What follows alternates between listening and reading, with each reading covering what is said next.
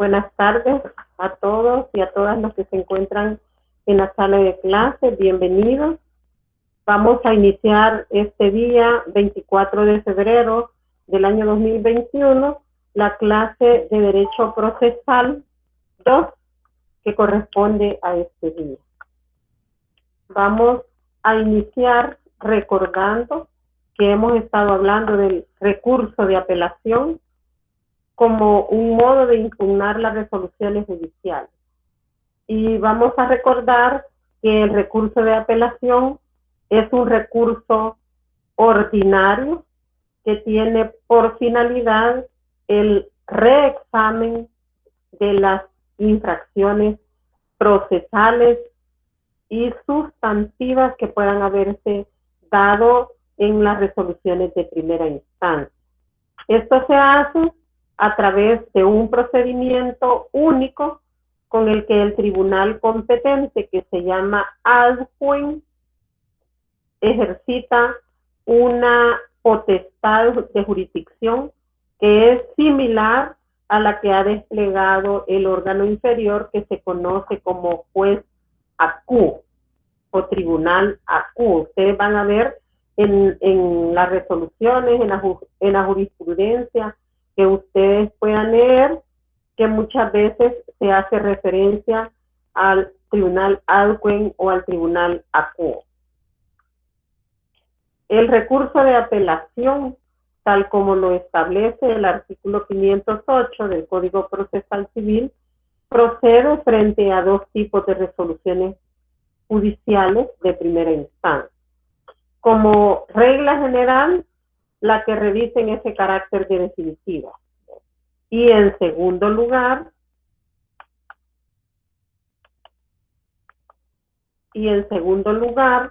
y por excepción, aún algunas resoluciones que aún no teniendo esa condición de definitiva, pero por haberlo así autorizado el legislador, admiten el recurso de apelación.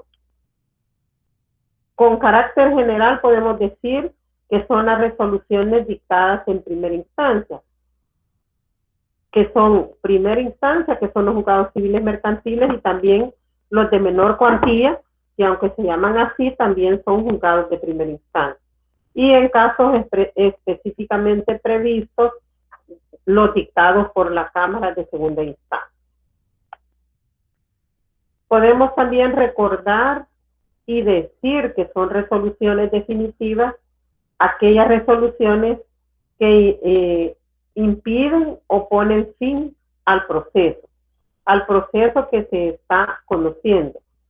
Ese proceso puede ser un proceso declarativo, puede ser un proceso especial ejecutivo, un proceso en el que se está aplicando una medida cautelar, y eso puede ser tanto en el proceso principal como vía incidental. Es decir, que la resolución impugnable revista a su vez forma de auto o de sentencia. Eso va a depender del contenido de la decisión y a veces también del momento en el que se está en el proceso. La resolución definitiva por excelencia es la sentencia, ¿verdad? Porque en la sentencia se resuelve el fondo de lo controvertido. Pero también es una resolución definitiva, es una sentencia definitiva la que pone fin al proceso, aunque no haya conocido del fondo del asunto al dictarse esa sentencia, como es en muchos casos, que se llega hasta el final de la sentencia y se determina que hay falta de un presupuesto procesal, como podría ser la competencia o la capacidad de las partes, o que hay una litispendencia o ha habido cosas juzgadas, y entonces se dicta una sentencia definitiva que pone el fin al proceso, pero no se entra a conocer el fondo del asunto. También entran en la categoría de definitivas y por lo tanto se permite el recurso de apelación a aquellos autos que impiden el inicio de un proceso principal porque se inadmite a trámite una demanda. Y eso es la regla general. Pero por excepción, tal como lo establece el artículo 278 del Código Procesal Civil Mercantil, en este caso, la inadmisión de la demanda, que se refiere al proceso declarativo común, no admite más que el recurso de revocatoria.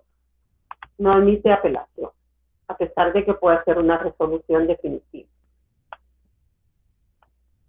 Todas las resoluciones que impiden a continuación de un proceso que ya se ha iniciado porque se decreta el archivo de las actuaciones por motivos procesales, ya sea de oficio o porque se estima una excepción opuesta por el demandado, también admiten el recurso de apelación. También hay resoluciones no definitivas apelables. La ley contempla diversos casos en donde establece el derecho de apelar, aunque estas resoluciones no sean definitivas. Tienen siempre un contenido procesal a través de los cuales se les provee sobre solicitudes formuladas por las partes. Se apela entonces cuando se deniega los solicitados, se provee a estas solicitudes de oposición el recurso de apelación cuando se resuelven las oposiciones. También se provee cuando se proveen resoluciones sobre la continuación o suspensión del proceso sin pretenderse la finalización del mismo. Porque si se pretendiera la finalización del mismo, las haría definitivas. Si fuese así, solo admitiría la revocatoria. El artículo también 253 que hemos mencionado del Código Procesal Civil Mercantil establece que el acuerdo conciliatorio que se ha realizado en sede del Juzgado de Paz admite el recurso de apelación por las partes y también por quienes pudieran sufrir un perjuicio ante el juzgado competente para conocer. De ese tema hablábamos también en la clase anterior y yo ahí les he subido en el Classroom 3 sentencias emitidas en diferentes fechas por la Sala de la Corte Suprema de Justicia. Si nos referimos a la literalidad del 253, establecemos que esa norma le da competencia para conocer del recurso de apelación al juez que le correspondiera conocer ese conflicto. Sería el juez de primera instancia o si fuese la Cámara, porque se tratase de algún caso en el que el demandado fuese el Estado, pues pues hay una prohibición para conciliar en esos casos, pero imagínense que fuera un caso así, pues le correspondería a la Cámara.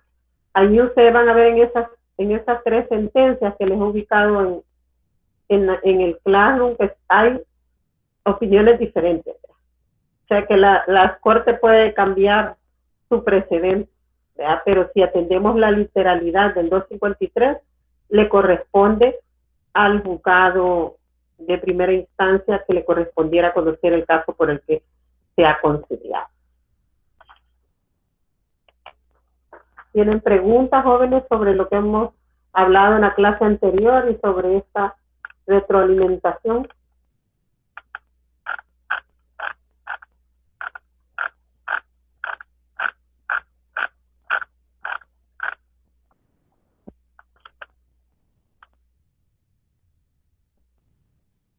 Por el momento no, licenciada.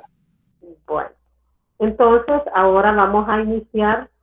Yo les recuerdo que si tienen alguna inquietud, lo pueden hacer a través de su micrófono y también lo pueden hacer a través del chat por los que no puedan hacer uso del micrófono, ¿verdad? Y si no, pues también lo pueden hacer a través del Classroom. Hoy vamos a hablar un poco sobre lo que el programa dice, los problemas de la apelación. Así ha denominado este tema el programa de la universidad. pero vamos a recordar, como hemos mencionado hace un momento y lo mencionamos en la clase anterior, que el recurso de apelación cabe por ley frente a dos tipos de resoluciones. Dos tipos de resoluciones judiciales de primera instancia, que son las que revisten carácter definitivo, y en segundo lugar, y por excepción, aquellas que aunque no tienen esa condición, el legislador sí ha autorizado expresamente ese recurso. Entonces, ya hemos mencionado que con carácter general, las dictadas por los juzgados de primera instancia o por los de menor cuantía, en los casos específicamente también previstos por el artículo 29, pues esas resoluciones admiten apelación. Y también hemos mencionado cuáles son las resoluciones definitivas. Y hemos dicho que por excelencia es la sentencia, ¿verdad?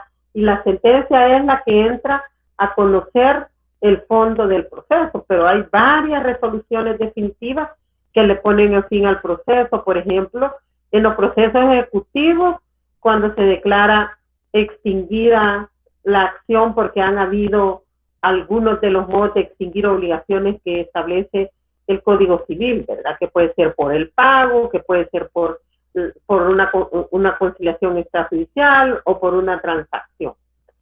Pudiera ser por eso. Normalmente son por transacciones que se han realizado o porque han pagado. Y muchas veces también por la novación, porque muchas veces los bancos hacen un extrafinanciamiento, pagan la deuda anterior y se queda con otra nueva obligación el deudor. Todas esas resoluciones que se emiten, que ponen fin al proceso, pues entonces esas resoluciones admiten el recurso de apelación.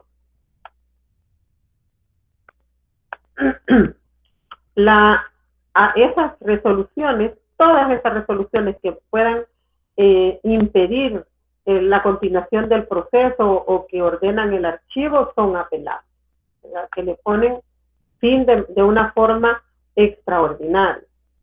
Hemos dicho también que las reglas generales que son las resoluciones definitivas, ¿verdad?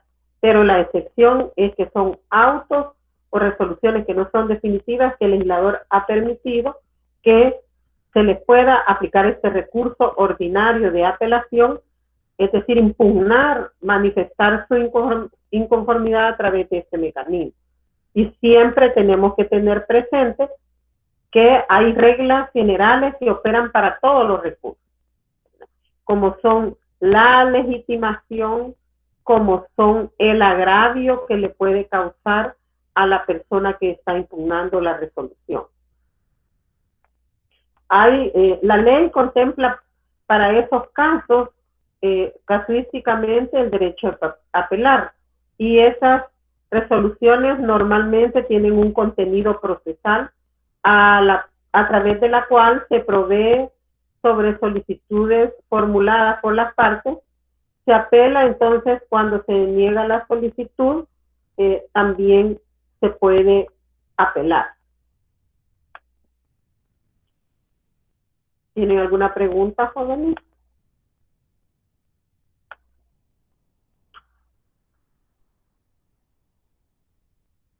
Otra de las cosas importantes que podemos hablar respecto a la apelación y que puede generar problemas en la apelación es el término en que se interpone, o mejor dicho, el plazo en que se interpone o se puede interponer el recurso de apelación y cómo se interpone este recurso de apelación. Y entonces debemos de decir que el recurso de apelación se formaliza a través de un escrito. Un escrito que se presenta ante el mismo funcionario judicial que ha dictado la resolución impugnada. Y el plazo para interponer el recurso de apelación a través de este escrito es de 5 días hábiles contados al siguiente de la notificación de la resolución. Así lo establece el artículo 511 del Código Procesal civil mercantil. Acuérdense con la revocatoria, ¿verdad? Que la revocatoria era por escrito, pero existía caso particular de poderlo interponer de manera oral cuando el recurso de revocatoria se interponía en audiencia. En apelación, no. La apelación debe de ser por escrito, ¿verdad? Y el plazo son 5 días que se contabilizan a partir del siguiente de la notificación. Obviamente que también aquí nosotros debemos de considerar cuándo se entienden efectivamente realizadas las notificaciones, porque ahora que están de moda las notificaciones por mecanismos electrónicos, debemos tener siempre presente que la notificación por mecanismos electrónicos se entiende efectivamente realizada 24 horas después de que la misma se ha transmitido. ¿Verdad? Eso siempre tengámoslo presente porque eso va a modificar el plazo para poder interponer el recurso de apelación. También hay circunstancias particulares para el que ha sido condenado en rebeldía. En ese mismo plazo de los 5 días también debe de observarse para el que fue condenado en rebeldía. Así lo señala el artículo 287, párrafo 4 del Código Procesal Civil Mercantil. Es decir, que el rebelde tiene prerrogativas para instar el proceso de revisión de sentencia firme. Eso siempre que cuando él llegue a su conocimiento la sentencia, ya esté firme, esta sentencia ya esté firme. Es decir, que ya vencieron los plazos para recurrirla. En ese caso, cuando él tiene conocimiento hasta que ya han vencido estos plazos, entonces le va a nacer la prerrogativa para poder solicitar la revisión de sentencia firme. Pero de eso vamos a hablar más adelante cuando veamos ese proceso especial o irregular de revisión de sentencia firme. Pero si el conocimiento de la sentencia se produce dentro de ese plazo de los 5 días, entonces el rebelde puede interponer el recurso de apelación en ese plazo. Siempre tiene necesariamente la carga de interponer el recurso. En este caso, el recurso de apelación, si lo que pretende es que se declare la nulidad o se revoque la sentencia. Porque él no puede dejar pasar ese plazo, porque si lo deja pasar, aún teniendo conocimiento de la sentencia, tiene la prerrogativa de interponer el recurso de apelación, ya no va a poder disponer de la prerrogativa de la revisión de sentencia firme.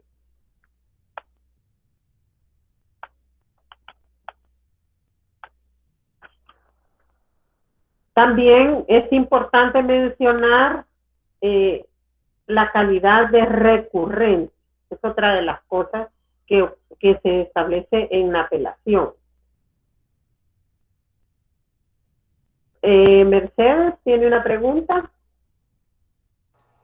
Sí, licenciada, disculpe. El condenado en rebeldía es el que no reconviene. Es que voy a explicar quién es el condenado en rebeldía. Gracias. Cuando se inicia cualquier proceso, ya sea un declarativo, puede ser un ejecutivo, puede ser uno de sobre todo ocurre esto en el declarativo, se ve con mucha más claridad, ¿verdad? Y voy a tomar como ejemplo un declarativo. Se presenta la demanda, se revisaron todos los requisitos de la demanda y se determinó que la demanda era admisible, y cuando se admite la demanda, se ordena que se emplace al demandado. Se le da un plazo para que conteste la demanda o se muestre parte o haga lo que considere a derecho procedente. Pero si se emplazó de manera legal ¿ya? Porque ya nuestro código establece cómo debe hacerse el emplazamiento. Y si no se encuentra de manera personal, a través de quiénes se puede hacer. Pero estamos en el caso que se emplazó de manera legal. Y que como no compareció en el plazo que se le dio para contestar la demanda, lo que procede es la declaratoria de rebeldía. Se le declara rebelde al demandado. El código dice que una vez declarado rebelde, ya no se le harán notificaciones. Eso lo dice el Código Procesal Civil Mercantil. Pero como las normas del Código Procesal Civil Mercantil deben siempre interpretarse de manera que no vaya en detrimento de derechos fundamentales de las partes y también respetando los precedentes jurisprudenciales que se han generado a través de los amparos que ha resuelto la Sala de lo Constitucional, tenemos que, la Sala ha dicho que siempre que se pueda quebrantar un derecho constitucional a través de una resolución, hay que notificar de manera personal al demandado o a quien corresponde. Entonces tenemos que la declaratoria de rebeldía se le notifica al demandado, pero pueden, por ejemplo, la audiencia preparatoria también se le notifica al demandado. Si vamos a la probatoria, también se le notifica al demandado, aunque esté rebelde. Y lo que puede pasar es que el demandado nunca compareció al proceso, porque no quiso. Digamos que ese es un supuesto que no quiso, porque él sí tenía conocimiento que había un proceso en su contra y que y hasta que se emitió una sentencia. Entonces, cuando ya le notifican la sentencia, puede ser que él determine que él no tenía conocimiento anteriormente del proceso o quiera alegar lo que jurídicamente pueda alegar en ese proceso. Entonces, él se da cuenta de esa sentencia, aún habiendo plazo para poder recurrir de la misma. O pudiera ser incluso el caso de un demandado que no fue declarado rebelde, sino que se notificó a través de un curador. Entonces, cuando él está rebelde y todavía está en tiempo para poder impugnar la resolución, va a poder apelar. O sea, él, si se da cuenta, debe de apelar en ese plazo. Si él está inconforme con esa sentencia, debe de apelar en ese plazo. Diferente es que él no se dé cuenta de esa sentencia y se da cuenta hasta que ya han transcurrido los plazos para poder apelar. Entonces, ahí en ese caso, no pudo apelar porque no tuvo la oportunidad procesal, porque transcurrieron los plazos, por las razones que sean, y entonces, pero él se da cuenta hasta que ya transcurren los plazos. Entonces, allí se le va a habilitar para que él pueda hacer uso, si es procedente, de la revisión de sentencia firme. Pero habrá que ver en el caso concreto, pero lo de la revisión lo vamos a ver más adelante. No sé si dejo clara la interrogante o todavía hay inquietud. Yo tengo una inquietud, licenciado. Dígame, Brandon. ¿Cómo funciona la adhesión en el recurso de apelación en materia civil y mercantil? Ya vamos a hablar de eso. Ese es uno de los temas que vamos a hablar en este momento, en el procedimiento. Si quieren lo tomamos más adelante para que no nos vayamos a confundir. Ok, gracias. Ese es uno de los temas para este día. Porque la adhesión a la apelación, lo voy a decir así como de manera general, es como una oportunidad que tiene el apelado que no interpuso ningún recurso para adherirse a la apelación del apelante. Pero ya vamos a ver que eso tiene límites. Cuando se le corre traslado en el procedimiento de la apelación, lo primero se le confiere el traslado a la parte apelada para que manifieste si va a presentar oposición o si va a adherirse a la apelación del apelado, pero vamos a ver los límites que tiene esa última oportunidad que tiene el apelado. Ya le voy a dejar más claro, Brandon. Oye. Okay. Pero vamos a seguir hablando ahorita en cuanto al contenido del escrito que debe de presentarse para interponer la apelación. Ese recurso, ya dijimos, es mediante un escrito en el que debe de estar especificadamente cuál es la infracción procesal o de fondo que se considera que tiene como motivo ese recurso. Y además debe de manifestar si es la prueba que ha presentado en primera instancia es la que se va a aplicar en ese caso. Además, debe decir también si es una infracción procesal o de fondo, o es una cuestión de derecho material, o es una cuestión relacionada con la prueba. Debe de estar específicamente determinado el motivo en el escrito. Además, es importante mencionar que en ese escrito debe de agotarse toda la carga argumentativa necesaria, porque este es el momento del apelante. Él no va a tener otro momento para formular sus pretensiones. Es como la demanda, pues, ¿verdad? Entonces, en ese escrito es donde él debe de argumentar y dejar claras sus pretensiones. Debe de identificar cuál es la resolución que está impugnando y cuál es el objeto de esa impugnación. También debe de establecer claramente en ese escrito quién es la parte apelante y además quién es la parte apelada, ¿verdad? Que son la parte apelante puede ser demandante o demandado de la primera instancia. Aquí cambian las circunstancias porque depende quién es la parte que está impugnando, ¿verdad? Entonces la parte apelante es quien interpone el recurso y debe de dejarlo de manera clara y separada cada uno de los motivos en que va a fundamentar su impugnación, que pueden ser los que les mencioné al inicio, pero no debe de ser como un atarrayazo, debe de ser separado y claro por atención al principio de congruencia, que el tribunal que le va a corresponder resolverlo debe de cumplir.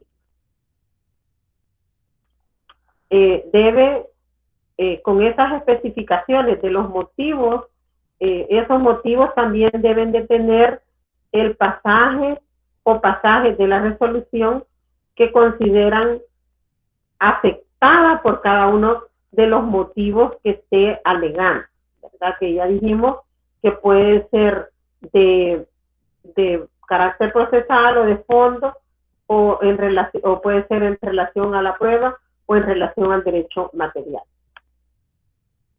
También el escrito debe de contener los hechos, la fundamentación fáctica en este caso, que son los hechos que van o que originan cada infracción que ha establecido en su escrito de apelación. Y también este escrito debe de contener los razonamientos estrictamente jurídicos que sustenten o que censuran en ese punto la resolución que se está impugnando, con el debido análisis del precepto o preceptos infringidos, ya sean procesales o sustantivos. Eso debe de quedar claro, porque si es por inaplicación o aplicación errónea del precepto. También en el caso de que se trate de indefensión procesal, también tiene que explicar en su escrito por qué se considera cometida esa indefensión procesal. Es decir, que no solo debe decir la infracción, sino que también en sí el precepto que regula esa actuación y que ha sido prohibida, le ha sido prohibida judicialmente a la parte que está impugnando. Y además le ha impedido alegar o probar en el juicio, y esa circunstancia es de trascendencia que le ha privado de ese derecho de defensa procesal. Y eso es relevante también porque hay alguna prueba que él tenía previsto aportar en su proceso, en el proceso en el que resultó agraviado. Me refiero al apelante. También cuando se quiera a través del recurso de apelación aportar documentos para valoración en amparo en alguno de los supuestos que se establece que se pueda aportar prueba, y puede ser, tiene que hacerlo en un apartado en el escrito de apelación, y además debe de incluir las consideraciones de por qué lo está aportando en ese momento, ¿verdad? Debe de establecer sus consideraciones, porque acuérdense que hay momentos preclusivos para la aportación de la prueba documental. Hay excepciones, obviamente, pero ya hemos dicho que eso es un tema de que debe de acreditarse porque debe de aceptarse en otro momento. ¿Tenemos preguntas?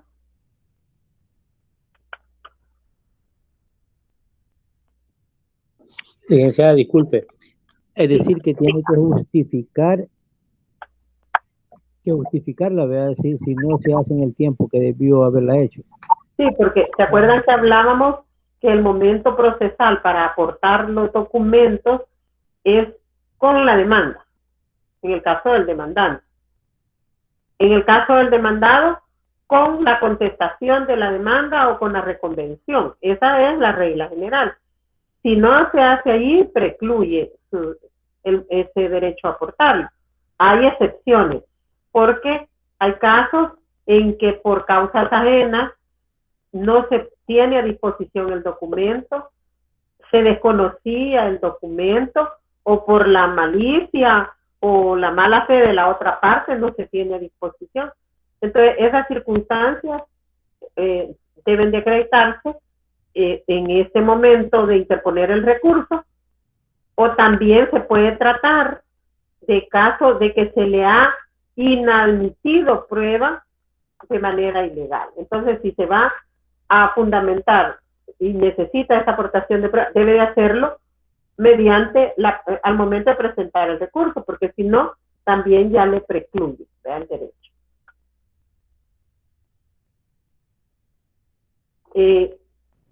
También tenemos, Mercedes, ¿tiene una pregunta? Sí, licenciada, disculpe. Dígame. Al presentar la de apelación, ¿puedo presentar pruebas nuevas que no presenté en primera instancia? Puede presentar pruebas que le fueron inadmitidas de manera ilegal. Pero no nuevas. Pueden ser pruebas nuevas también que no se tenían disponibles al momento de la presentación de la demanda, que se conocen hasta después, por razones de justicia.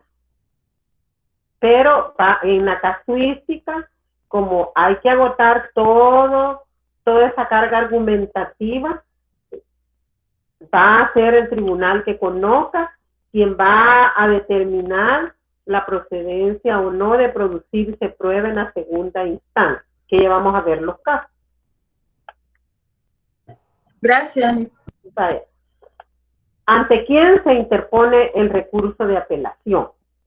El recurso de apelación se interpone ante el juez o tribunal que emitió la resolución apelada. Ante él se interpone para que lo conozca el tribunal superior en grado.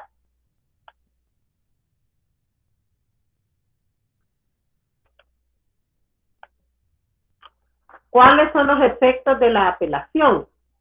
Los efectos de la apelación son, según lo señala el artículo 509, el efecto suspensivo. Las resoluciones definitivas recurridas en apelación, establece el artículo 509, no serán ejecutadas.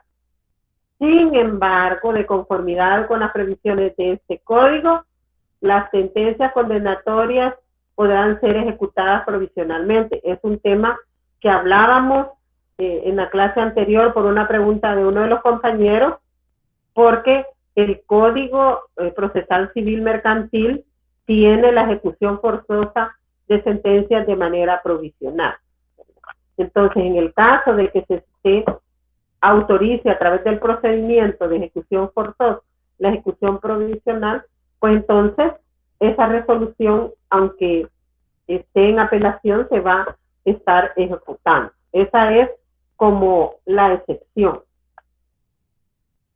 También entendemos que el recurso de apelación tiene el efecto devolutivo, porque tiene una serie de manifestaciones de mucha importancia. En primer lugar, la sumisión al superior, porque en el recurso de apelación el Tribunal Superior tiene la facultad de hacer cesar los poderes del juez acuo, el que queda desprendido de la jurisdicción, porque el proceso se manda al Tribunal Superior. Por eso se dice que tiene efecto también devolutivo. También se ha dicho que una vez recibida o recibido el escrito de apelación, el juez acuo, que es el tribunal que dictó la resolución impugnada, tiene una función de mero control formal del recurso. Este debe delimitarse a comprobar que el escrito lo es ciertamente de apelación, que se ha presentado dentro del plazo que el legislador ha establecido para poder apelar, y que se afirme tener legitimación para promoverla sin efectuar el juzgado valoraciones al respecto en uno u otro sentido. ¿Qué quiere decir? Que él solo lo recibe y lo manda. Él no tiene facultades para decir si el recurso es admisible o es improponible. No tiene ninguna facultad para eso. Lo que él verifica, porque allí presentan el escrito, es que el escrito diga que es un recurso de apelación. También es importante mencionar que no se puede extender al examen de requisitos como puede ser el gravamen, que también es un requisito para poder interponer el recurso de apelación. Nunca puede ser una valoración de fondo el tribunal acuo, no puede hacer ningún tipo de valoraciones. Eso no quiere decir que no sea un requisito el perjuicio que se le ocasione al apelante, pero eso lo va a razonar y lo va a determinar el juzgado ad hoc, el tribunal ad hoc. Es ese quien debe de revisar si se reúnen esos requisitos, si ha sido interpuesto en el plazo legal, si la parte está legitimada para poder interponer el recurso.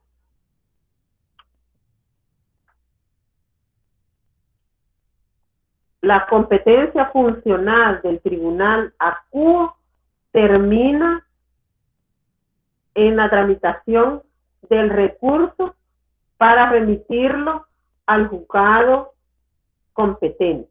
Ahí termina la competencia funcional del juzgado.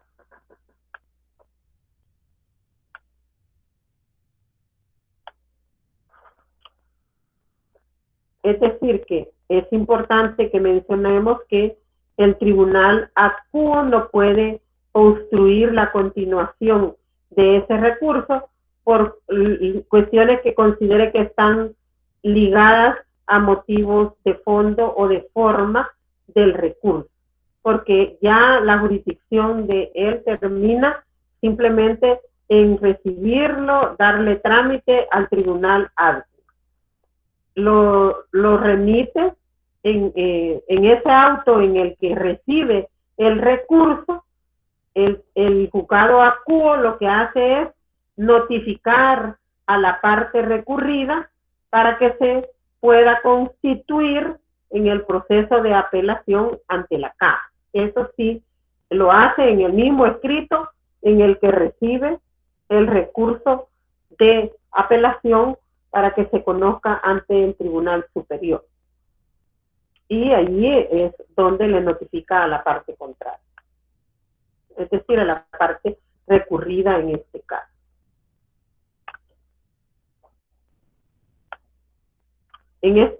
Ya recibido, antes de que se reciba al Tribunal Superior, ya mencionamos que se debe hacer conocimiento de la parte recurrida. Eso equivale a un emplazamiento para que vaya a manifestar lo que considere conveniente a la Cámara o al tribunal que esté conociendo del recurso. Y la Cámara o el tribunal adjunto o de apelación, una vez que ha recibido las actuaciones y designa un ponente, porque el tribunal de apelación normalmente generalmente o siempre es un tribunal colegiado, porque si la Cámara, pues es un tribunal colegiado, y si es la sala también es un tribunal colegiado. Entonces va a estudiar la apelación, va a estudiar los requisitos del escrito, los requisitos de procedencia del recurso que se ha interpuesto, a efecto de determinar si se admite o no el mismo. En el caso que sea una admisión, lo que se resuelve, entonces también se va a pronunciar respecto de la prueba pedida o de los documentos que puedan haber sido aportados. Así lo señala el artículo 513 del Código Procesal Civil Mercantil. Y en caso de que haya sobre aportación de documentos o deba de practicarse la prueba, se va a convocar a las partes dentro de los 3 días siguientes, de los 3 días siguientes que se ha producido la admisión de ese recurso. Se convoca a las partes para que asistan a una vista oral en la sede del tribunal adjunto. Esa debe celebrarse en un mes contado a partir del día siguiente a esa notificación.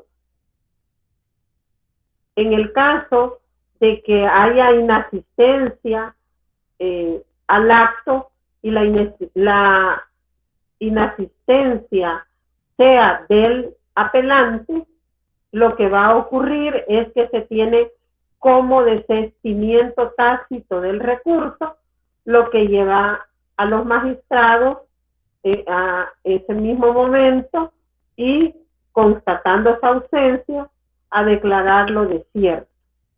Si fuese la inasistencia del apelado, no va a impedir continuar con el acto, pero habrá dejado el apelado de aprovechar la oportunidad de lo que disponía para defender la validez de la resolución impugnada y cuestionar los argumentos del recurso.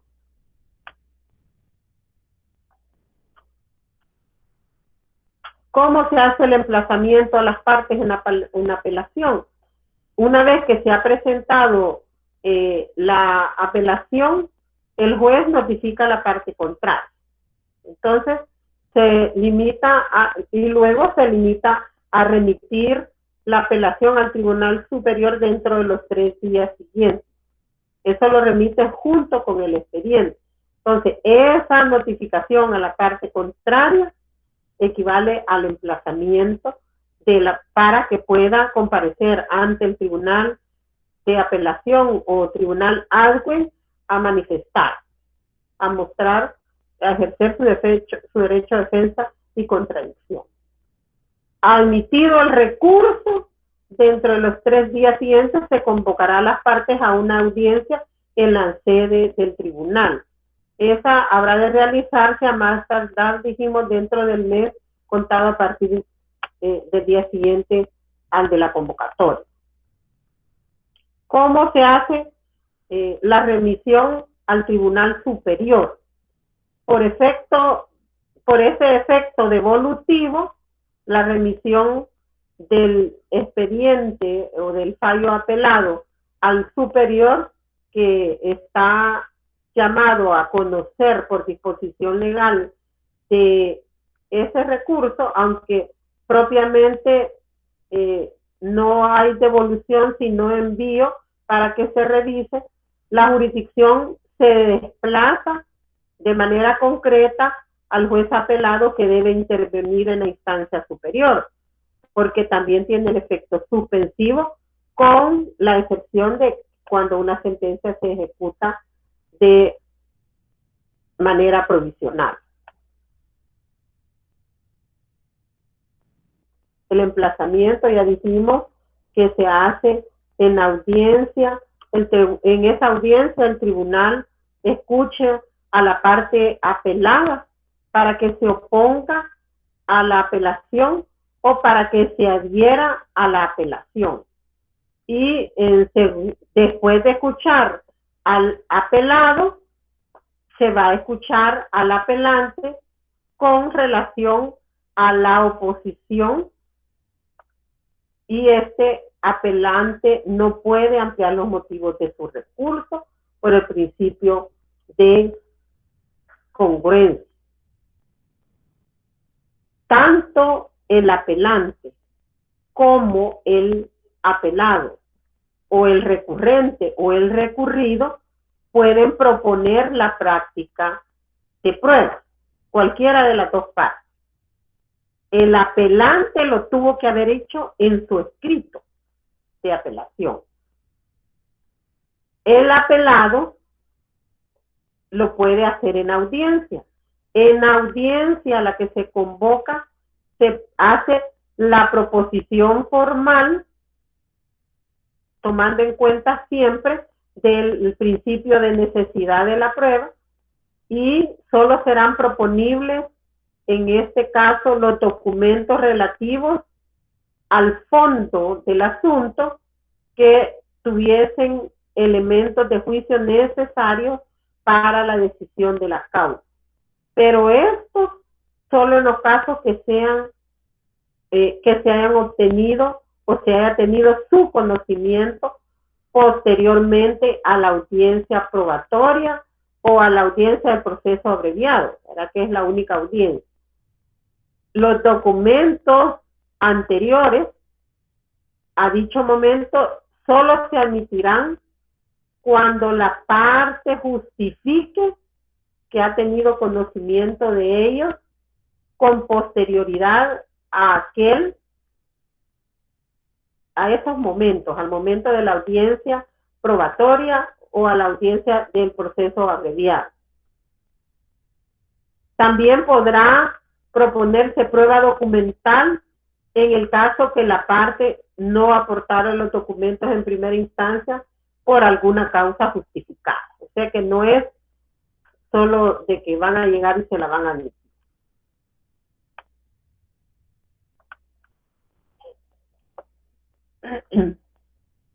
¿Tenemos preguntas?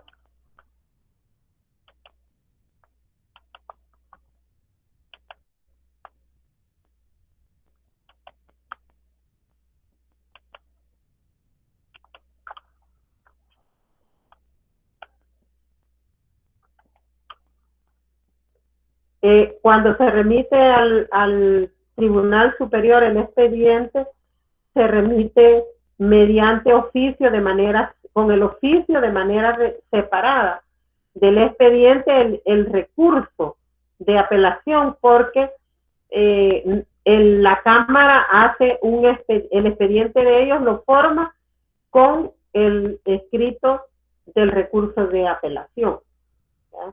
Entonces siempre se remite de manera, digamos que no incorporado al proceso, sino que de manera separada con el oficio que se remite el expediente original.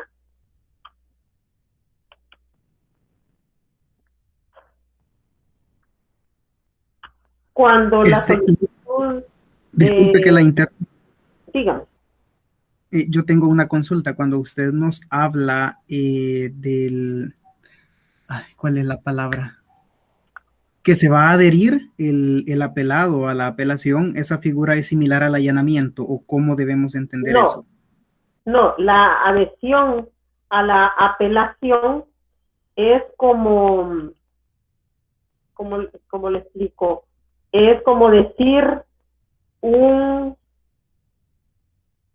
como lo que ustedes pueden haber escuchado en procesal 1 del liticonsorcio coadyuvante, que hay alguien que llega a apoyar lo que ha dicho el otro, porque a pesar de que es una oportunidad que tiene la parte apelada de poder adherirse a la apelación, él puede coadyuvar, digamos, esfuerzos con el apelante en relación a la apelación, porque muy probablemente el que se conozcan esos puntos le van a favorecer a él también, ¿verdad?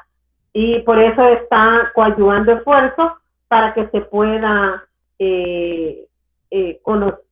Él entra como adhiriéndose a esos puntos, pero nunca, ya vamos a ver a detalle que él nunca puede modificar los puntos que pueda haber impugnado la parte apelante.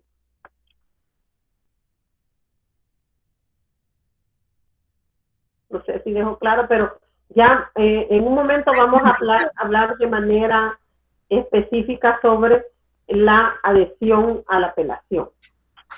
Perfecto, gracias. Ahorita ya va a ir quedando más claro.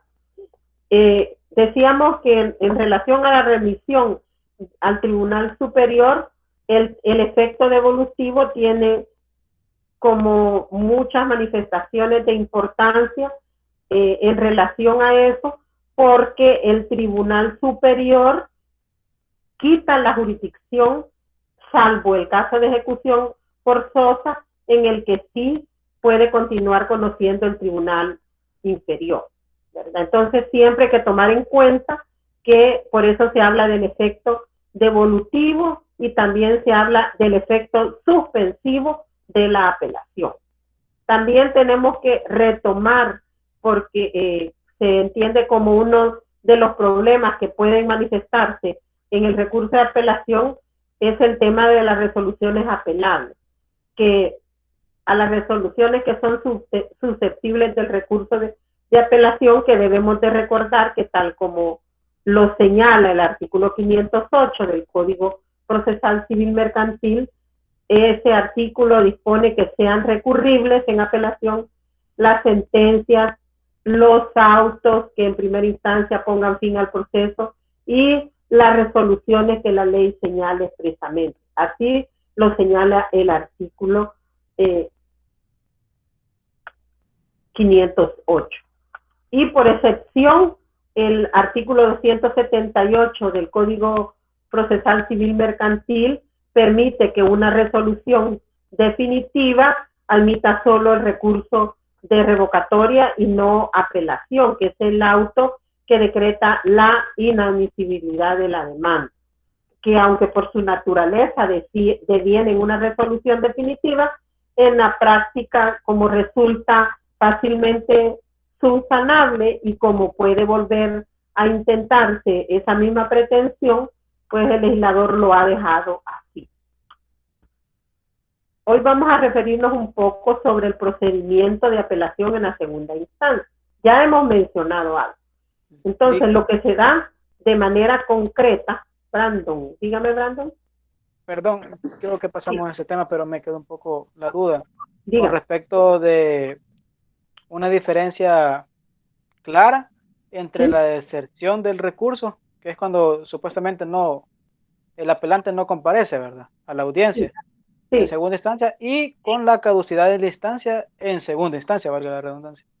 No sí, sé lo que cómo se pasa puede diferenciar en un ejemplo ahí.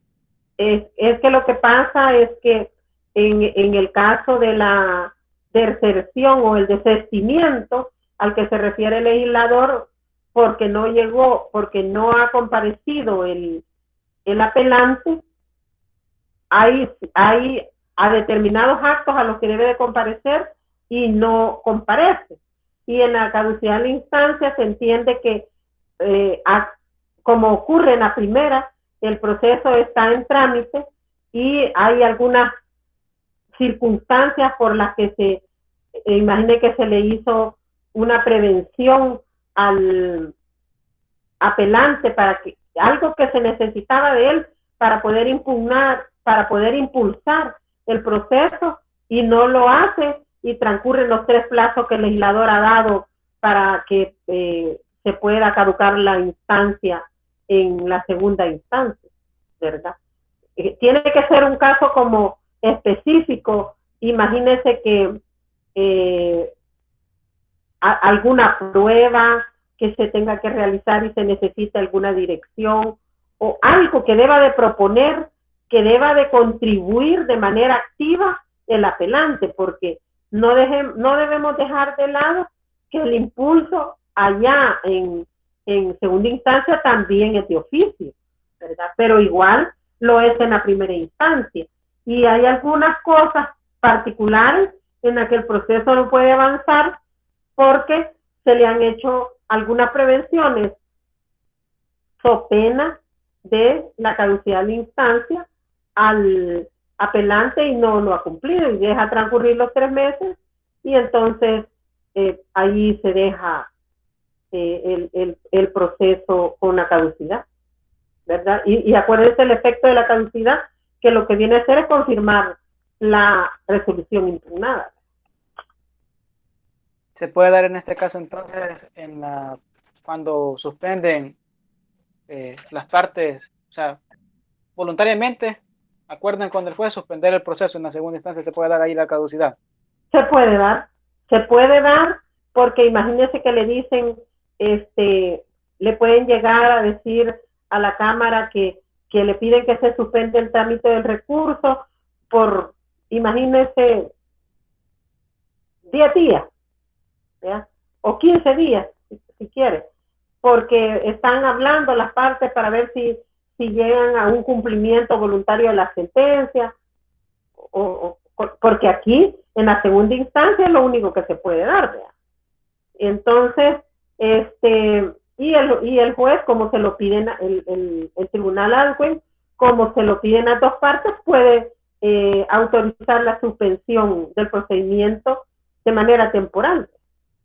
Y no dicen nada, ¿verdad? No dicen nada y dejan transcurrir los 3 meses, no informan nada. Entonces, muchas veces cuando han transcurrido los 15 días, lo que se hace es prevenirle a las partes que informen cuál fue el resultado y que so pena de aplicar el plazo de la caducidad. Y entonces dejan transcurrir el plazo y no dicen nada. Puede declararse la caducidad entonces. Esa va a ser la... Hoy sí me queda claro. Claro. Gracias.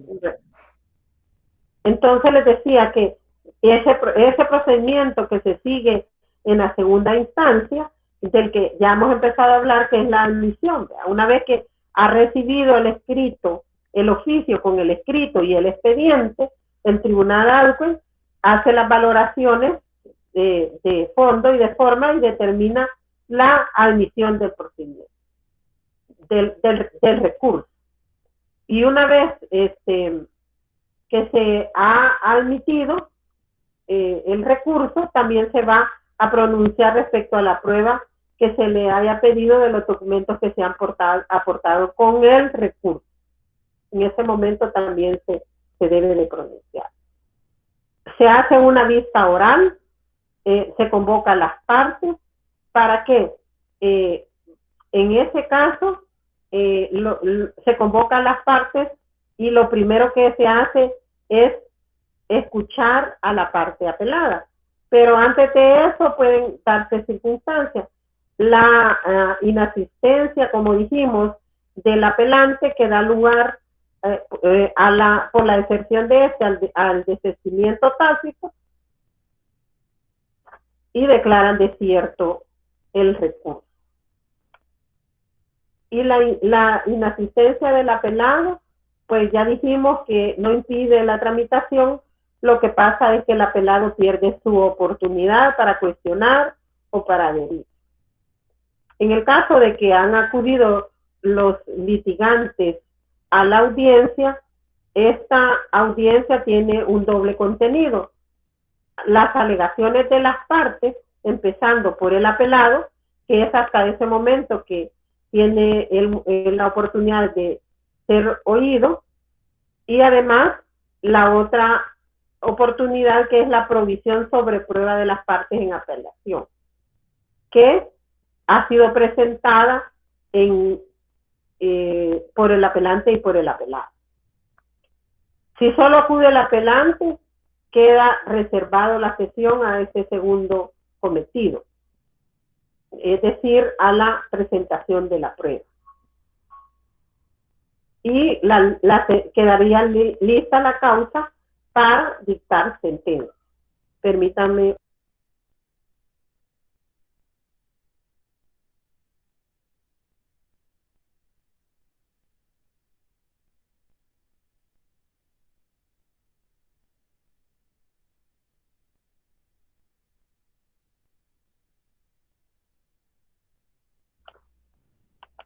Disculpen que me estaba sonando el timbre y no hay nadie más que abriera la casa. Entonces, en cuanto a la audiencia, el turno de las alegaciones le corresponde, les decía, a la parte apelada, para que se defienda. Y la parte apelada puede asumir alguna de las estrategias siguientes. La primera es que se puede oponer al recurso. En ese caso, si la parte apelada se opusiera al recurso, la parte recurrida alegaría en primer lugar sobre las excepciones que conducirían a la inadmisibilidad o al archivo del recurso, o si no, cualquiera de las objeciones que pueda haber planteado de fondo el apelado. Y también allí puede defenderse la parte recurrida. Pero el apelado también puede adherirse al recurso, que era el tema que hablaba Abraham. En el momento de la vista oral, en el procedimiento de la segunda instancia, en el turno de las alegaciones de la vista oral que se da en la segunda instancia, que se le da la oportunidad al apelado de poder ser escuchado, de defenderse, él puede oponerse al recurso o puede adherirse al recurso que ha interpuesto el apelante. Y la otra parte es las alegaciones, la prueba y las alegaciones finales. Ese es el procedimiento. Pero en cuanto a la adhesión al recurso de apelación, el Código Procesal Civil Mercantil, en el artículo 514, señala que se va a oír a la parte apelada para que se oponga o para que se adhiera a la apelación. Y más adelante, el mismo artículo 514, al referirse a los pronunciamientos, el mismo código, al referirse a los pronunciamientos de la sentencia que ha de dictarse, también se agrega que esa sentencia, en esa sentencia se deben de resolver los puntos que se han planteado en el recurso y en su caso en los escritos de adhesión. O sea que el apelado puede hacerlo en audiencia de vista oral o incluso en el mismo momento que recibió la notificación que le hizo el tribunal acuo.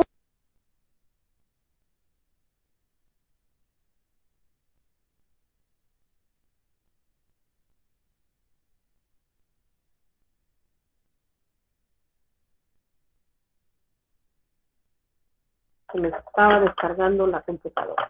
Sí. Entonces, les decía que el apelado se puede oponer al recurso o adherirse a la apelación. Y en el caso de la apelación, ya el legislador ha establecido que en el momento en que se dicte la sentencia sobre el recurso de apelación, se debe de resolver todos los puntos planteados en atención al principio de congruencia, así como en los escritos de adhesión. Entonces yo les digo, este apelado tiene la oportunidad de hacerlo, aunque no lo dice el legislador, pero cuando se le notifica por el tribunal acuo que se ha interpuesto un recurso y que se va a remitir al tribunal correspondiente, porque ahí le dice qué tribunal se le va a remitir y se le dice para que se vaya a mostrar parte o alegar lo que quiera ahí en la Cámara, pues una de las cuestiones que puede alegar el apelado es que se adhiere al recurso de apelación y lo puede hacer de manera escrita o lo puede hacer de manera oral en la audiencia que se ha convocado para él. Esto de la adhesión, como decíamos hace un momento, lo que viene a constituir es como un derecho, una oportunidad tardía del apelado que no apeló la resolución judicial dentro del plazo y que ya había pasado para adquirir, para poder interponer el recurso de apelación y que por eso tiene la calidad de parte recurrida, y con ello lo que se le está dando es la oportunidad de poder desplegar una postura diferente, ¿no?, al manifestar su voluntad y adherirse al recurso ya interpuesto.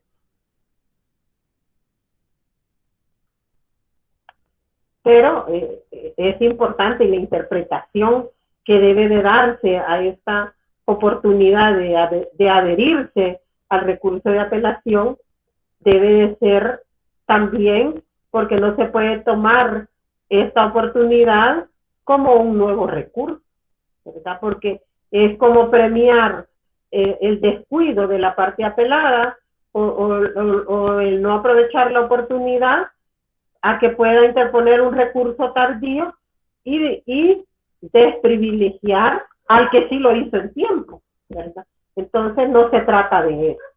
Los efectos, la parte apelada pasa a ejercitar procesalmente una legitimación activa, porque como va a adherirse al apelante, tiene una legitimación activa en el recurso.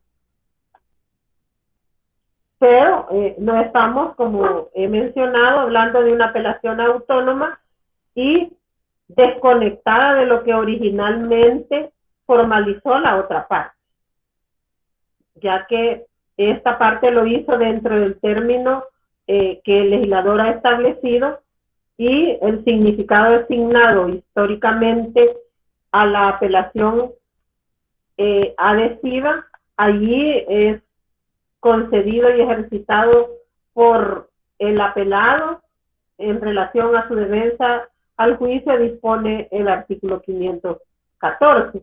Pero esta adhesión tiene límites, ¿verdad?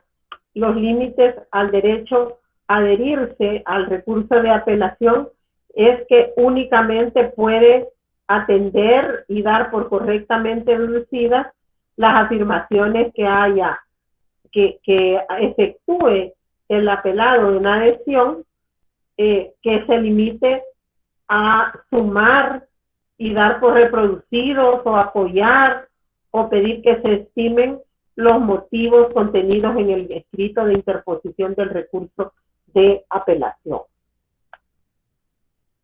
El permitir al apelado que se... Dígame, Brandon. Sí. Bueno, yo tenía entendido así, ¿verdad? No sé si es casi igual. En materia penal, en este caso, bueno, acá el apelado se puede adherir, ¿verdad? Pero en materia penal, bueno, también aquí creo yo, en este caso el que se adhiere va a exponer prácticamente sus propios argumentos, ¿verdad? No es que se adhiere hasta, o sea, los argumentos del otro, sino que se adhiere a los motivos. Al recurso, por decirlo. Ajá, al recurso. Vaya, entonces, cuando usted nos habla de que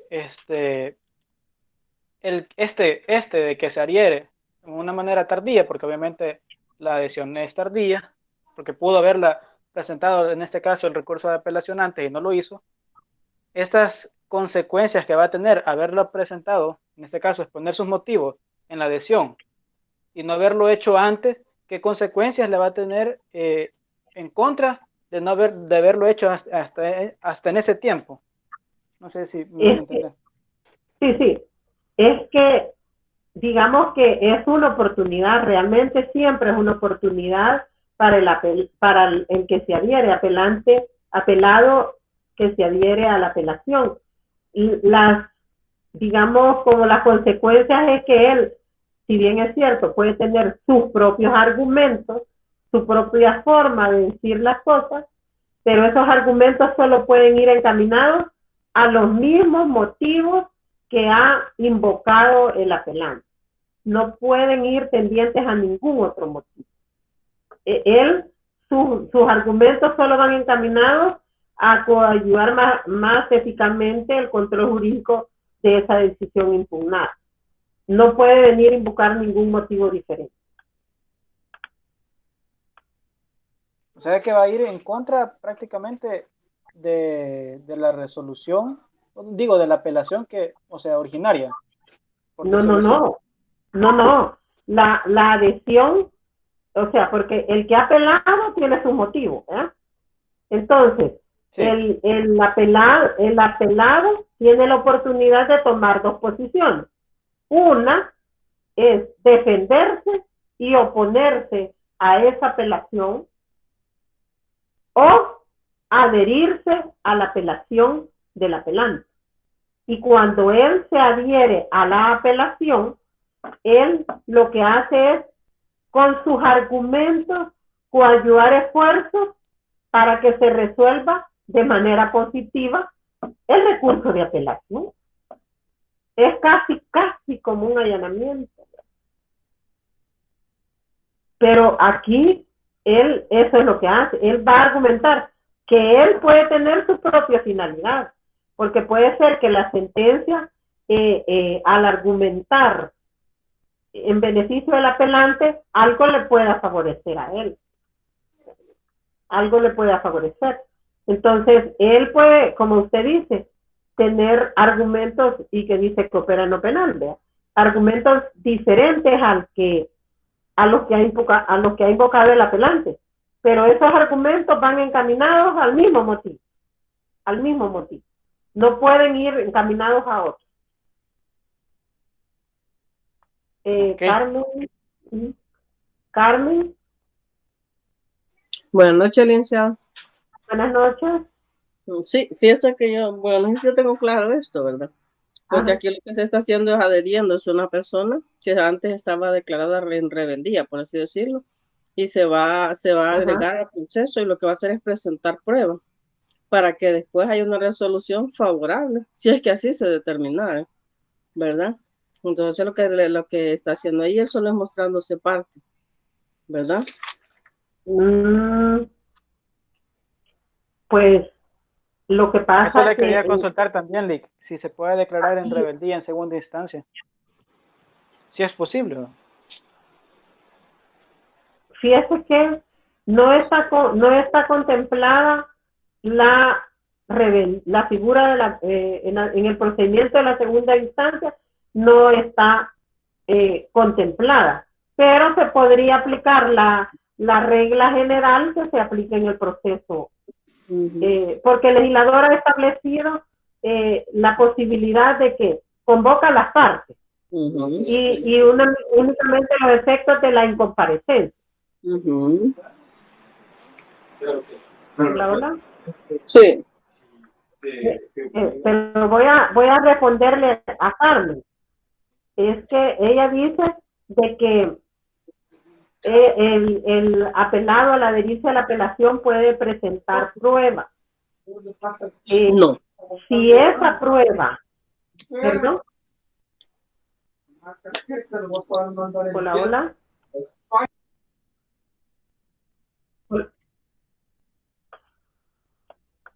Perdón. Bueno, estábamos con Carmen. Carmen planteaba el caso de que el apelado se adhiriera a la apelación y que presentara pruebas. Ese es un caso bien particular el que nos plantea Carmen, ¿sí? Porque obviamente el apelado puede ser que no esté en el proceso, porque la sentencia que puede serle adversa al apelado sea una persona que siempre ha estado en el proceso, el apelante sea una persona que siempre ha estado en el proceso y el apelado no, ¿verdad? Pudiera ser que la sentencia le fuera favorable a un apelado que estaba rebelde, que se da cuenta del recurso, ¿verdad? Y pudiera haber un caso particular en el procedimiento de la apelación en que al adherirse a la apelación pudiera argumentar y coadyuvar esfuerzos para los motivos que ha invocado el apelante, ¿verdad? Y existe la posibilidad, solo que habrá que ver la casuística de manera concreta, en qué caso se pudiera dar, porque cada juez tiene que valorar, cada tribunal o de apelaciones tiene que valorar la procedencia o no de la producción de la prueba. Y pudiera ser que en su escrito de adhesión a la apelación se hubiese adherido y hubiese ofrecido y agregado documentos. Carmen. Sí, estoy de acuerdo, licenciada. Me parece, pero como cada juez tiene diferente punto de vista también, ¿verdad? Y en base a eso ya la prueba que se presenta. Pero también sabe que también que el caso no nos podemos casar con una respuesta porque cada caso es diferente. Y entonces el tribunal debe de analizar el caso concreto, y el apelante y el apelado, en este caso que se va a adherir a una apelación, si lo hace de manera escrita, en el momento en que le notifican la interposición del recurso, debe también de agotar, así como lo hace el recurrente o el apelante, toda esa carga argumentativa que va a utilizar para adherirse a la apelación. ¿Alguien más? Sí, yo, licenciada. Dígame, Mercedes.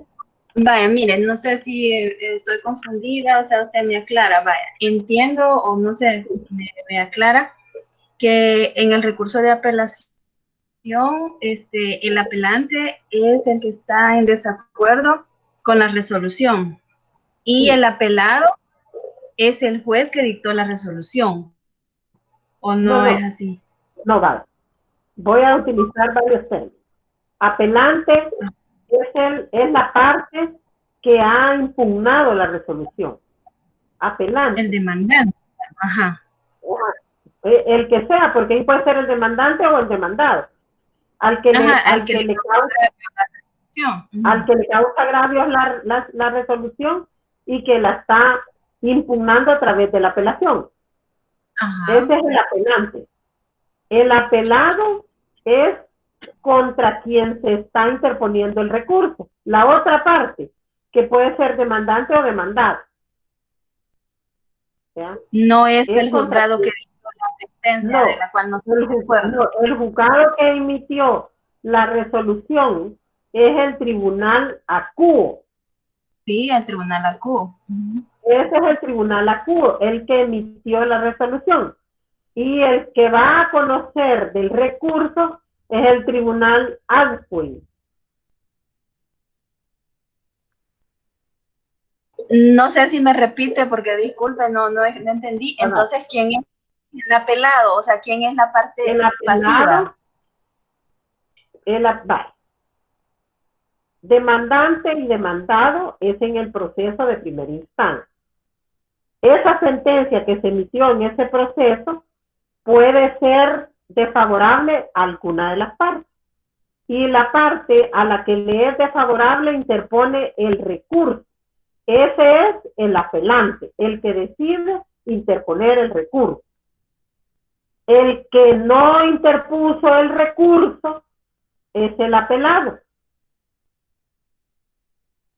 Ese es el apelado, el que no interpuso recurso. Y el tribunal que emite la resolución que se está apelando es el tribunal acuo. Y el tribunal que va a conocer de ese recurso es el tribunal adquin. No sé si me quedó claro ahí.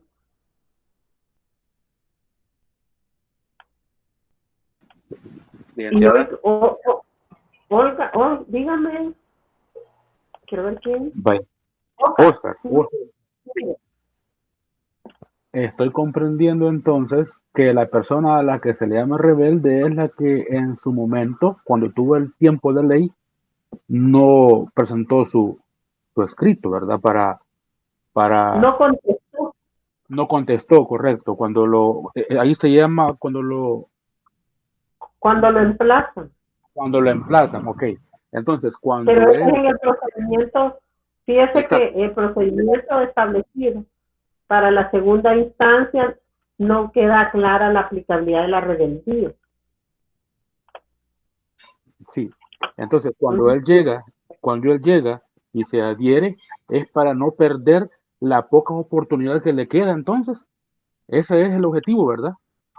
Sí, pero ojo, tomemos en cuenta que la adhesión a la apelación es como la última oportunidad, porque no lo hizo en el plazo que pudo hacerlo. No, por cualquier motivo, justificado o injustificado, no lo hizo. Entonces él puede adherirse a la apelación. Pero este que se va a adherir a la apelación también debe de tener como un elemento para poder adherirse, que esa resolución le cause agravio también. Y lo puede hacer en total o en parte, ¿verdad? Sí, se puede ir total o parcialmente a la apelación. Sí, muchas gracias. Lick. Hola. Dale, Brandon. Brandon, sí. Ahorita. Sí, Lick, y cuando se acepta la adhesión, el apelante primitivo tiene que contestarla. No, porque es lo que está haciendo. Depende, es que mire, se supone. Es como un punto es como una apelación nueva, por decirlo así, entonces no tendría que contestarla. Eso no, lo que pasa es que porque la adhesión a la apelación no incluye la posibilidad de imputar nuevas ni distintas infracciones jurídicas a la resolución impugnada. O sea que él se adhiere a los mismos motivos. O sea, los argumentos pueden ser diferentes, pero no hay posibilidad de que incluya diferentes infracciones jurídicas. Y porque lo que le decía es que no se puede entender como una nueva apelación, porque la nueva apelación la apelación tiene todas las parcelas jurisdiccionales que se puedan haber quebrantado, y entonces que viene a adherirse a la apelación, al haber dejado pasar su oportunidad, puede decir, bueno, dijo esto, pero yo me había conformado con esto, pero ahora que se apeló, hoy yo voy a sacar mis motivos. No puede. No puede. Él solo puede adherirse argumentando sobre los mismos motivos que tiene el apelante, porque esos mismos motivos puede ser que le afecten a él en la decisión. O sea que tienen que tener el mismo fin esos motivos. Y lo que hace la adhesión es como ayudar, coadyuvar esfuerzos para que haya un mejor control. No sé si quedamos claros ahí.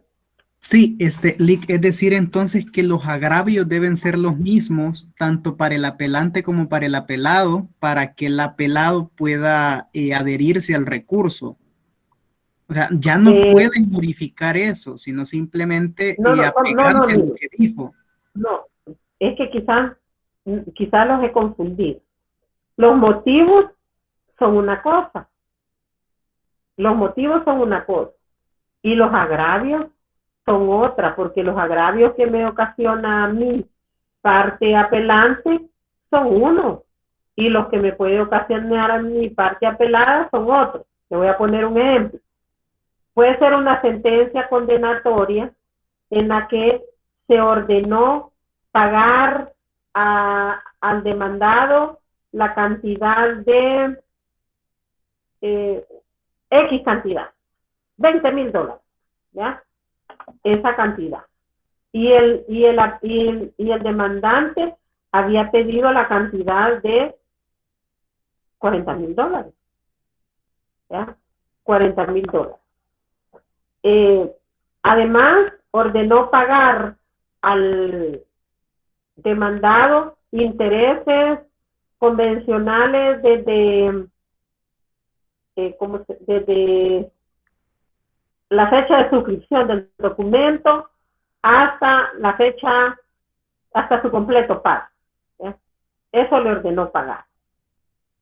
Entonces, y dijo que hay unos intereses convencionales que han sido variables, que han variado, que en un periodo fueron de tanto y que en otro periodo fueron de tanto. Entonces, la sentencia la apela el demandado. A menos que el demandado la apeló, porque lo condenaron a pagar esas cantidades. Y entonces, el demandante había dicho que había una variabilidad en los intereses y no le tomaron en cuenta la variabilidad, sino que solo le pagaron los intereses convencionales establecidos en el documento. Pero como la variabilidad de intereses se prueba con una constancia que da el contador y el gerente del banco, ahí se establece, no es necesario presentar las publicaciones, pero no se las tomaron en cuenta. Entonces, está apelando porque lo condenaron, ¿verdad? Porque lo condenaron, dijo que hubo mala aplicación de la ley, se aplicó mal una norma, y entonces viene el demandado, que es el apelado en este caso, y se adhiere a la apelación y dice de que se adhiere a la apelación del demandado, del apelante, perdón, porque realmente el motivo que está alegando, también él va por ese motivo, porque a él le condenaron a pagar intereses en menor porcentaje, le van a pagar menos intereses en menor porcentaje. Entonces a él lo que le afecta de esta sentencia son los intereses que se lo dieron en menor porcentaje. Pero el motivo por el que él está alegando esto es el mismo motivo que ha alegado el apelante. Entonces, digamos que los motivos tienen que ser los mismos, pero el agravio es diferente, porque el agravio que le causa aquí al apelado solamente es el que no se le han pagado los intereses en el porcentaje que debía de ser. ¿Sí? Entonces él, al adherirse a esta apelación, puede lograr que se le paguen en el porcentaje que debían de pagarse. No sé si dejo claro ahí. Hoy sí, licenciada, porque sí, realmente yo me había confundido. Yo creía que los motivos y los agravios se podían entender igual. No, el agravio porque no puede ser igual si las pretensiones son diferentes. O sea, las pretensiones de las partes son diferentes. Lo que sí debe de ocurrir es que sí tiene que haber un agravio para el que se está adheriendo a la apelación, porque si no, le faltaría ese elemento de proponibilidad de la adhesión a la apelación. ¿Tenemos alguna otra pregunta, jóvenes? Sí, licenciada. Tengo Vamos, otra Brando. pregunta Dígame. que surgía también en materia penal. Sí. En el tema de la adhesión, si en este caso el recurso primitivo del apelante es declarado inadmisible, la adhesión en este caso obviamente que se adhiera, obviamente, en este caso a ese recurso primitivo, tiene que ser necesariamente declarado inadmisible o la Cámara puede resolver sobre esa adhesión y inadmitir el recurso primitivo. No, porque la adhesión a la apelación es accesoria. Y eso solo ocurre cuando se ha admitido el recurso y se le da trámite. Cuando ya se admitió el recurso, y entonces se hace la audiencia y la parte tiene la oportunidad de oponerse o de adherir. No hay posibilidad de que exista una adhesión a apelación sin admisión, porque es accesoria a la admisión de la apelación. Ok, pues es diferente. Sí. ¿Alguien más? Alexi, Arles.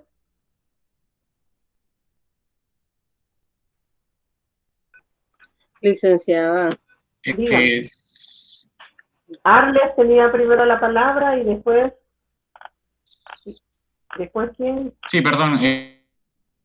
Con respecto a una pregunta que realizó Mercedes, a la cuestión de las partes, tanto el apelante como el apelado, en ese caso el apelado, ¿quién resultaría? Si la parte procesal o el juez o el juzgado que emitió la sentencia.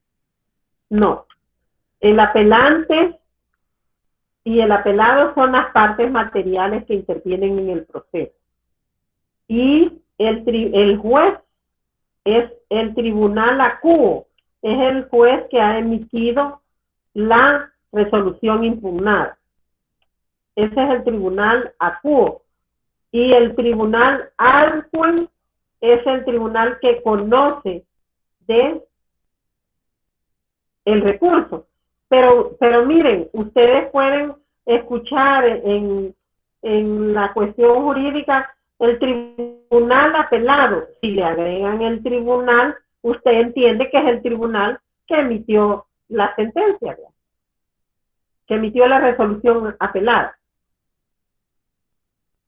Pero no hay tribunal apelante, ¿verdad? Digamos que se puede por lo menos entender en ese sentido, pero el apelante y el apelado son las partes materiales que intervienen en el proceso. ¿Alguien más?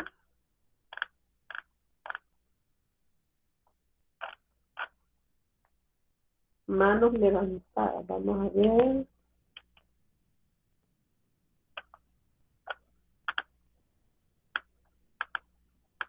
¿Otra pregunta, jóvenes?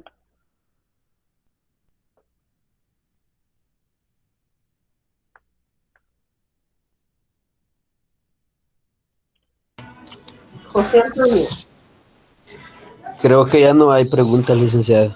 ¿Alguien, Mercedes o alguien creo que estaba hablando antes de Arles? Licenciada. Dígame. Sí, fíjese que yo le quería decir acerca de una sentencia que leí. María del Carmen. Dígame, sí, María del Carmen. Sí, una sentencia que leí que igual, ¿verdad? Sí se interpuso un recurso porque la persona, el apelante, no estaba de acuerdo y quería que le pagaran las costas procesales. Ya había sido condenada a la otra persona le iban a pagar todo el dinero, todo era una herencia, ¿verdad? El caso es que ya al revisar el caso, la situación y todo, las pruebas, entonces ahí vieron que el tribunal en segunda instancia había cometido varios errores. Entonces ahí lo que pasó, que el apelado salió favorecido, porque ahí a quien condenaron a pagar fue al otro, porque realmente habían cometido una serie de agravios contra la persona. Entonces, y ella no estaba presentando el recurso, sino que lo había presentado el mismo demandante, porque no estaba contento con la resolución que había habido. Entonces, y ahí vieron que como le dije, la persona que había fallecido ya le había pagado prácticamente, y habían condenado a pagar a los familiares una cantidad bien grande a prorrata. Entonces, y él estaba reclamando más cosas procesales, pero estaba reclamando otra cantidad adicional. Pero la cosa es que después se le revirtió el caso. Entonces ahí es donde si el recurso, entonces ya uno va viendo cómo es que se va manejando el proceso, ¿verdad? Cómo puede ser que puede ser favorable, pero a la vez si también las cosas no son correctas, el mismo proceso lo hace caer en lo correcto. Sí, es que fíjese que en el proceso civil mercantil que operan una serie de principios, uno de ellos es el principio de lealtad, probidad y buena fe. Todas las partes estamos obligados a actuar con ética, todos. Entonces, el problema es, y una de las cosas que ocurre, que este proceso tiene la procuración obligatoria, la postulación obligatoria. Son abogados los que intervienen a representar a las partes materiales. Entonces, entendemos que los abogados conocen el derecho y que deben de saber cuáles son las consecuencias jurídicas de su actuación. Y hemos dicho también que los jueces somos personas y que existe la falibilidad humana por el hecho de ser seres humanos que nos podemos equivocar. Pero además hay resoluciones que se pueden obtener de manera por otros motivos y que ser injustas esas resoluciones. Y por eso, por esa triple faceta que tienen los recursos, esa faceta teleológica, esa intención del legislador de querer proteger a los justiciables de esas resoluciones erróneas, injustas, es que están los recursos. Entonces, alguien puede obtener en una primera instancia una resolución que puede no estar apegada a derecho, ¿verdad? O haber incurrido en fraude, y es a través de los recursos donde se puede obtener una reparación a esos agravios que se le pueden estar ocasionando. Pero muchas veces también pueden confirmarse esas resoluciones que han sido emitidas a través de los recursos. Entonces, la experiencia que nos comentaba la compañera es precisamente la posibilidad de que a través de la vía recursiva se puedan corregir los errores. Vamos a ver. Parece que hay alguien tenía otra interrogante. Yoli. Dígame. Brandon, sí. Sí, en el caso en esta materia, quería ver si se puede aplicar siempre un principio en materia penal. Hablábamos en aquella materia del principio de prohibición en reforma en perjuicio, algo así creo que se llamaba. En este caso, si el condenado promueve en este caso el recurso de apelación y en este caso el apelado solo contesta y la Cámara modifica la sentencia y es más perjudicial para el condenado, ¿cómo deviene eso? Ese mismo principio se aplica en esta área. Esa es la respuesta del principio de congruencia, que el juez tiene la limitación en cuanto a las pretensiones del recurso y en cuanto a la resistencia.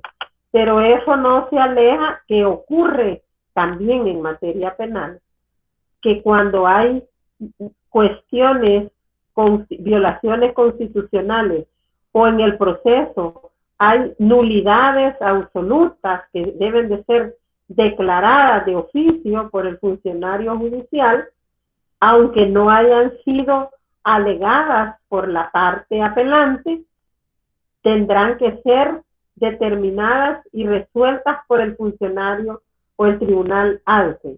Por eso ustedes van a encontrar en la jurisprudencia que hay muchos precedentes en las que el tribunal alto empieza a revisar cuestiones que puedan ser violaciones de derechos constitucionales y que las detecta y entonces las resuelve y ya no entra a conocer, a veces revoca una sentencia por esos motivos y no por los motivos que ha alegado la parte apelante, porque son cuestiones que deben de, aunque no hayan sido alegadas, tienen que ser declaradas de oficio. Por ejemplo, si el juez se da cuenta que la parte apelada no fue emplazada, o la parte apelante no fue emplazada de manera legal en el proceso, tiene que declarar la nulidad de ese proceso. Entonces, se revoca la sentencia por ese motivo y manda a reponer el proceso a partir de donde está la nulidad. ¿Dejamos claro ahí? Sí, licenciada, gracias. Creo que nos vamos a quedar hasta aquí. Agradezco la atención prestada y les deseo buenas noches. Y si tienen más inquietudes, las vemos el lunes. Está bien, licenciada. Entendido, licenciada. Vamos a leer la sentencia. Perfecto, licenciada. Buenas Buenas noches. noches.